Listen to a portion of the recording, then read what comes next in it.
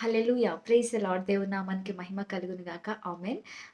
చాలా మందికి ఉన్నటువంటి అపోహ ఏంటంటే, నేను పాపిని, నేను దేవుని సన్నిధానంకి వచ్చడానికి నేను అర్హుడని కాదు. ఆయన పని చేయడానికి నాకు ఏ సామర్థ్యము లేదు, నాకు ఏ అర్హత లేదు అని చాలామంది అని అనుకుంటారు. కానీ యేసయ్య నిన్నెలా చూస్తున్నాడో తెలుసా?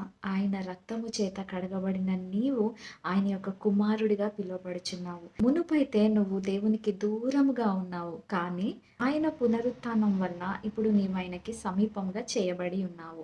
అయితే దేవుని వాక్యం ఏమని సెలవిస్తుందంటే ఎందరైతే తన ఆత్మ చేత నడిపించబడతారో వారందరూ కూడా దేవుని కుమారులు అనబడుచున్నారంట. దేవుని కుమారుడిగా పిలువబడుచున్నటువంటి నీకు ఆయన ఎలాంటి అధికారమును అనుగ్రహించాడంటే చూద్దామండి. యోహాను సువార్త 1వ అధ్యాయం 12వ వచనంలో ఏముంటుందంటే, తన్ను ఎందరు అంగీకరించిరో వారందరికీ అనగా తన నామమునందు విశ్వాసముంచిన వారికి దేవుని పిల్లలగుటకు ఆయన అధికారమును అనుగ్రహించెను.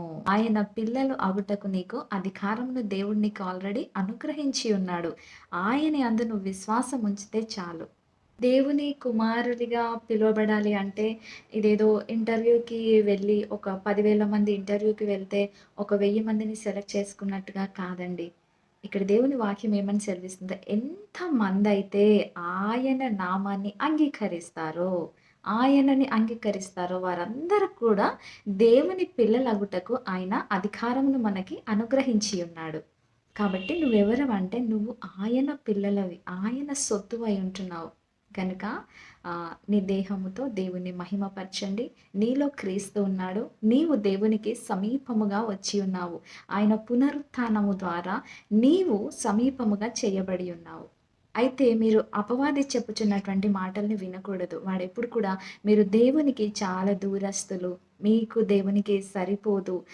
మీరు ఆయన దగ్గరికి వెళ్ళుటకు అర్హులు కాదు అని మీకు ఇలాంటి అబద్ధాలన్నిటిని వాడు చెప్తా ఉంటాడు. కాబట్టి మీరు ఆ యొక్క అబద్ధికుని మాట వినకుండా జీవము గల దేవుని మాటల్ని మీరు విని నడుచుకోవాలని దేవుని పేరట మనవి చేస్తున్నాను.